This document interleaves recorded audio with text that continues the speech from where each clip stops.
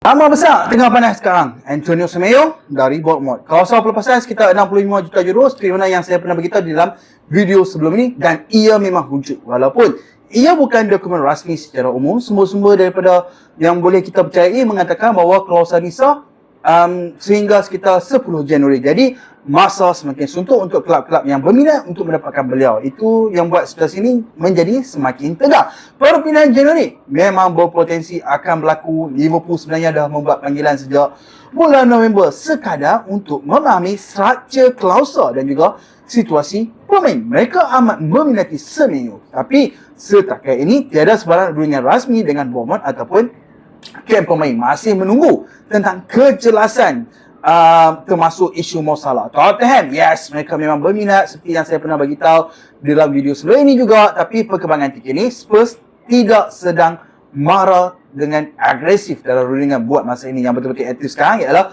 dua kelab Manchester awal minggu ini, iaitu Man United dan juga Man City, sama-sama menghubungi pihak-pihak Bournemouth untuk memahami tentang situasi Semedo. Dua-dua kelab confirm terlibat dalam perbualan tersebut. United memang pernah letak Semedo di dalam senarai musim panas lalu, dan Amorim memang peminat besar pemain tersebut. Pemain yang fleksibel, boleh main di dalam pelbagai sistem. City pula sedang menjadi pemain sayap untuk projek jangka sederhana, dan Semedo ada di dalam shortlist mereka. Akhir cerita, keputusan bukan semata-mata tentang duit, ia tentang projek, peranan dan juga pengurus. Klausul tamat sekitar 10 Januari. Jadi hari-hari akan datang memang sangat-sangat kritikal. Semuanya kini di tangan Semedo untuk membuat keputusan.